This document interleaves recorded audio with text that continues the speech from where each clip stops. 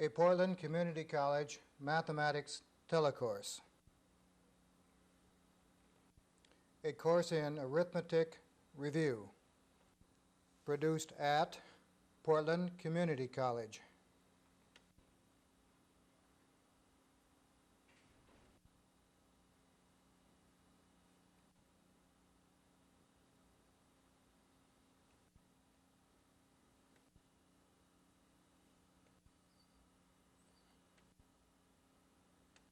Signed numbers. Most people, even those who have not had algebra, know that there are such things as signed numbers.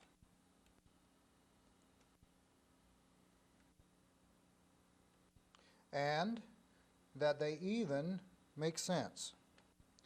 In business, positive numbers indicate credit. Negative numbers indicate debit. And in temperature, we have always worked with negative degrees and positive degrees. In science, dealing with speed, positive number is moving forward, negative speed is moving backwards, or positive speed is moving upwards, or negative is moving downwards.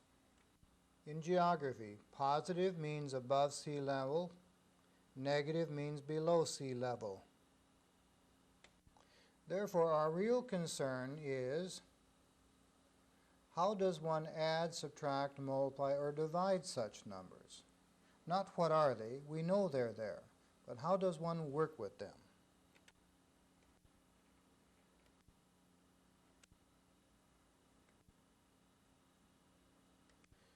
The rules for doing these operations are very simple. If we first learn some new and fundamental concepts and vocabulary. That is the purpose of this lesson.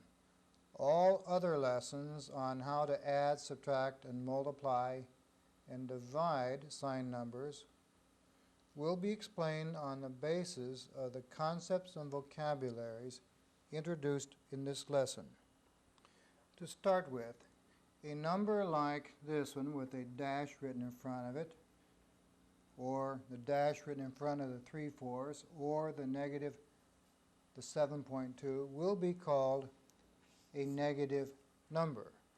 And we'll verbalize it by saying -5, -3/4, or -7.2. A number like this, +8, or written without the positive, will be called a positive number. So we have a +2/3, +1.2. So now we have negative numbers and positive numbers. Recall that the word operation refers to a symbol which tells one what to do to a number or numbers. A binary operation is an operation like addition, subtraction, multiplication, or division that needs two numbers to complete the operation. So this symbol is a symbol we refer to as an operation symbol. The numbers is what they operate upon.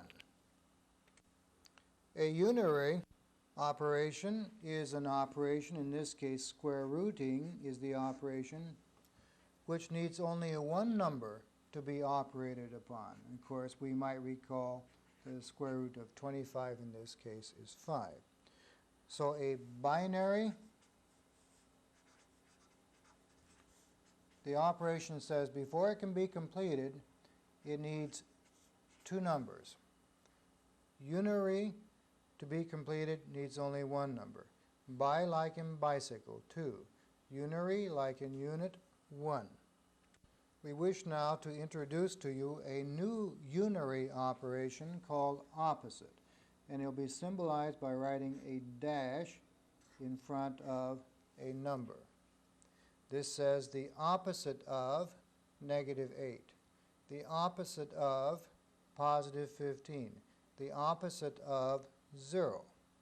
And to form the opposite is almost self-evident. The opposite of -8 will be +8. the opposite of positive 15 will be negative 15. So oppositing means just that. You opposite this sign of the number, the signed number. Now, as a special case, the opposite of 0 is still 0. In short, 0 is neither negative nor positive. It is neutral in the sense of positiveness and negativeness. So a dash in front of a signed number we will verbalize by saying the opposite of, and it simply means literally that, opposite the sign of the signed number. At first it would seem as though one could become confused between negative and opposite. After all, they're both said with a dash. But not really if you think about it. Consider this example. Is negative, the dash in front of the 8, saying negative 8, or is it saying the opposite of 8? Well, if it's saying negative 8, we're done. If it's saying the opposite of 8, we mean the opposite of positive 8. And it turns out the opposite of positive 8 is indeed negative 8. So in this case, it makes no difference. The opposite of 8 is negative 8. So in this case, saying opposite of 8 and negative 8 is saying the same thing. In this case, there's no doubt this is not opposite or negative. This has to be subtraction because it's between two numbers. It's a binary operation. So if it's between two numbers, it has to be subtraction. It can be nothing else. So this is negative 5 subtract positive 7. And in front of a variable, the dash always means opposite. Therefore, we would read this as the opposite of the value of the number m, whatever it is. If m were a negative number, the opposite will be positive. If m were a positive number, its opposite will be a negative. So it would be improper to call this a negative number. What kind of a number it is, we don't know. But whatever m is, this says we're going to take its opposite. So once again, when written in front of a variable, the dash will always mean opposite, never an exception. Now, unfortunately, some people will call opposite and negative by the same name, so one has to be cautious as to what they're really meaning. Again, some practice. The opposite of a negative number is positive, which we can show by the small plus or without it. So when there is no sign in front, it's understood to be positive. The opposite of a positive number is a negative number. The opposite of 0, of course, is still 0. Now, if we have a string of opposites, we always start from the innermost. 3, negative 3. The opposite of negative 3 is positive 3. The opposite of positive 3 is negative 3. So when you have a string, and this won't happen very often, start from the innermost one and work out. Now later we'll show you some shortcuts for such a process. Now let us introduce another new unary operation called the absolute value of a number. And we will indicate it by putting 2 straight bars around the number. So we would verbalize this number as the absolute value of negative 9. We would verbalize this the absolute value of positive 10. And we would verbalize this as the absolute value of 0. And I think we can define it best by first just showing you what it would be. The absolute value of negative 9 is positive 9. The absolute value of positive 10 is positive 10. The absolute value of 0 as a special case is 0. Now notice in both of these cases, after I took the absolute value here of a negative number and here of a positive, the results are both positive. So in a sense, now we're being a little bit sloppy here, but this is okay to get us started. In a sense, absolute value says make the number value inside to be positive, with the special case of the absolute value of 0 is 0. Now that's good enough to start with. As we get deeper into algebra, we must revise that definition to erase a bit of that sloppiness. But for the time being, think that if I have absolute value bars, I find the value of the insides, and if it's negative, make it positive. If it's positive, keep it positive. We'll start with that. That's good enough to get us started. Now let's combine the two. Here I've got a negative 8, absolute value, and opposite. All sorts of combinations. How do we start on that? Well, you always start on the innermost and work out. So 8, negative 8. Absolute value of negative 8 is positive 8. The opposite of positive 8 is negative 8. Now if we stop just a moment and consider this, absolute value guarantees us that it's going to turn something into a positive number. So if we know it's guaranteed to be positive when I'm done, then the opposite of a guaranteed positive number must be guaranteed negative, and that's true. So again, starting at the innermost and working out. 8, positive 8. Absolute value of positive 8 is positive 8. And the opposite of positive 8 is again negative 8.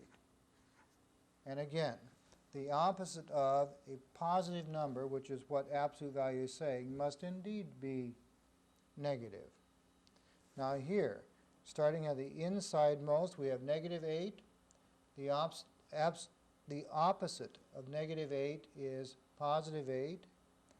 The absolute value of positive 8 is still positive 8. So if the last thing that I have done is absolute value, it must be positive. Up here it wasn't the last thing, it was the next to the last thing. Okay, down here, positive 8. The opposite of that is negative 8. The absolute value of a negative number is positive 8. So absolute value means, in a sense, make positive. Opposite means just that. Opposite, whatever you have behind it. Now, all of the following rules about addition, subtraction, multiplication, and division of signed numbers will assume, strongly assume, that you know and are comfortable with these two new concepts, opposite and absolute value. Once you are, we can explain those four processes very simply. Now, can we invent some kind of device or diagram which will help illustrate how positive and negative numbers work together? Perhaps to do that, we should go back to the reasoning that caused negative numbers to be invented in the first place. You see, if we had a piece of wood that had a beginning, even if it were to go on forever, like a very long ruler, at least there's a beginning point, and that beginning point we could call 0. Then we could define what we mean by 1 inch, or smaller 1 centimeter, or larger 1 foot. Then start duplicating. There's 1 inch, here is 2 inches, and so on. And so we have our standard ruler, where we have a beginning point, and then it goes on as long as we wish to make the piece of wood. But suppose we had this situation. Let's say that you had a line which had no beginning or ending, but we want to mark it off entirely.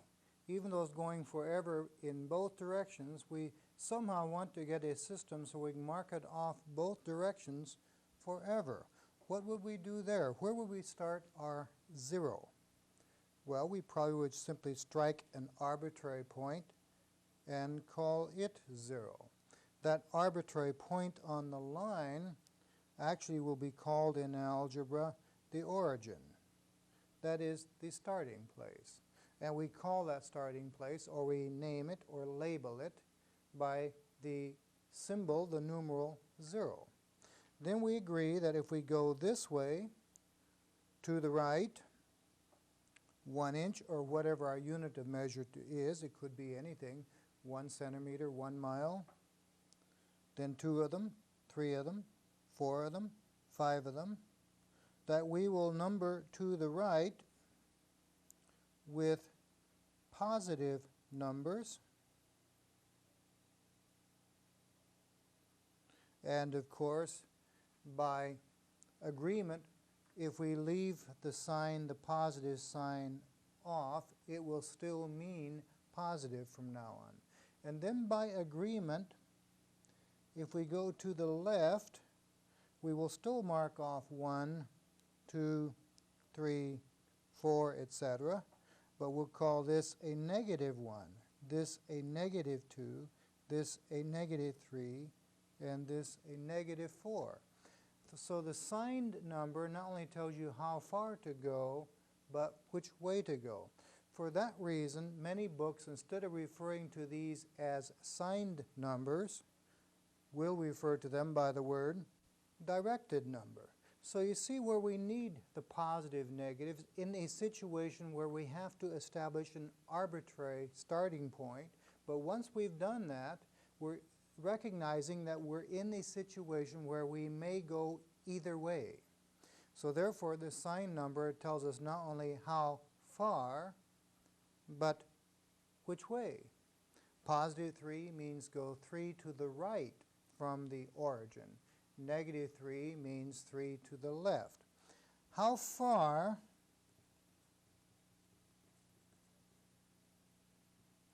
without regard to which way. For instance, the guy who goes to positive 3 from the origin and another person who goes to negative 3 from the origin, each will have walked 3 units. So we're trying to say how many units without regard to which direction. That's what the symbol absolute value means. See, the absolute value of negative 3 and the absolute value of positive 3 in both cases is just the positive 3. So absolute value is going to be accounting with no regard to direction, whereas the signed number itself will give us direction. On the other hand, there will be occasion when you're at a particular location and we want to say, no, I want the same distance from the origin, but on the other side. So this is 4 units to the left or negative side of the origin. We want to go the same number of units, 4, to the right. So we'll symbolize that by saying, I want the opposite of where you are now. So the opposite of negative 4 is the positive 4. And conversely, the opposite of positive 4 will be the same distance on the other side, which is negative 4. So you see why this word comes about. Opposite means, in a sense, just that, to opposite the location or the sign. Absolute value means count distances from the origin, disregarding which way you have to go, hence always positive. We come upon a similar situation many, many times in nature. For instance, a century or so ago, Count Fahrenheit noticed that mercury in a large tube began to shrink, go down, as it got colder outside. Then as it began to warm up, it began to expand. So he figured this would be a very nice way to begin to measure hot and cold. And up to that time they couldn't. Things were simply hot or they were cold. So he had to start putting some marks somewhere to check whether one kettle of boiling water was hotter or colder than another kettle of boiling soup, for instance. So the question is, where do we start? Well, what he did was exactly what we did on our number line. Let's just arbitrarily get a starting point and call it 0. And then it wasn't too long before he found something that actually got colder than that 0. Well, these marks above he called degrees. 1 degree, 2 degrees, 3 degrees. And the marks below we call -1 degrees, -2 degrees, or in this case -3 degrees. So -3 degrees means 3 degrees below an arbitrary point, which in Fahrenheit was quite arbitrary. With the Celsius thermometer was deemed to be the freezing temperature of water. But do you see what's happened here? We had to establish an arbitrary point because at that time we did not know where the coldest was, so we could start at 0. Nowadays we do know that point, and we call it absolute 0 or Kelvin degrees. That same kind of situation was encountered over and over again in science and study of the outer world. For instance, the question, where is sea level? Well, anyone who's been down the beach knows that tides come in and go out. So where is our starting point? So on the scales that we could measure distance above sea level and below sea level, inasmuch as that formed a very important idea in science, particularly geology and atmospheric sciences, we had to establish an arbitrary point called mean sea level, and that we called 0. So the tides are sometimes below that mean sea level, sometimes above it. So when we say sea level, actually we mean a mean sea level. And if we're below it, we designate that with a negative number, feet, yards, meters, whatever we're measuring in, and above it by a positive number. So that we can say that a particular location in Death Valley, for instance, is 200 feet below sea level, or minus 250 feet. So we will abstract that idea to what we will call a number line. The number line works like many measurements in reality works, but it also works like our positive numbers work, and they will help us to understand what adding and subtracting means as though this were a model of the numbers themselves. We will find a bonus from this.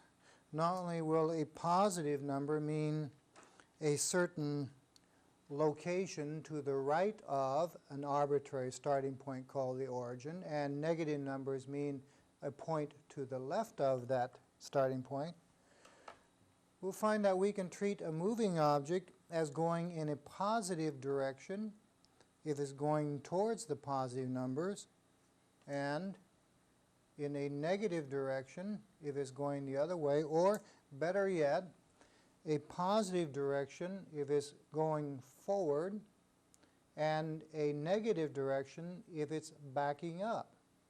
And if we're dealing with moving objects, it is indeed the case that sometimes we go forward, hence positive direction. Sometimes we indeed back up.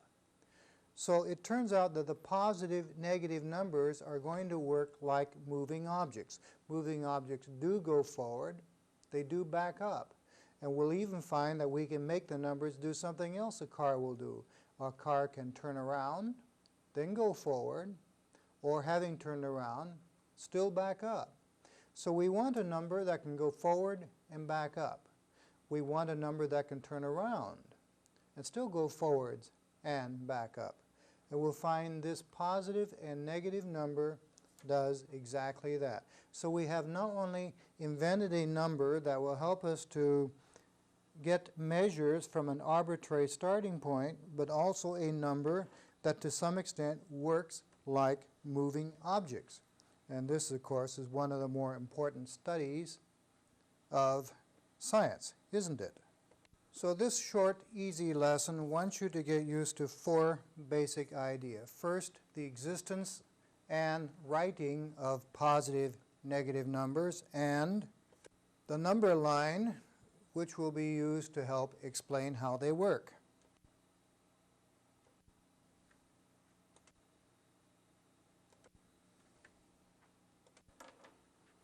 And we also want you to get used to seeing the symbols for and understanding the concepts behind the opposite of a number, which is indicated by a dash in front of the number, and it means just that. To opposite that, to positive 7. To opposite that, to negative 3/4. So the opposite means, sign-wise, just exactly that, to opposite. And also the symbol for and meaning behind absolute value of a number. Absolute valuing symbolized by these two straight bars around the number. Don't confuse this with parentheses now. And absolute value means associate with this its positive cousin, so to speak. So absolute values will always end by being positive or 0 in that special case, whereas the opposite of a number simply changes the sign. Please note that this changes sign. This always ends by being positive.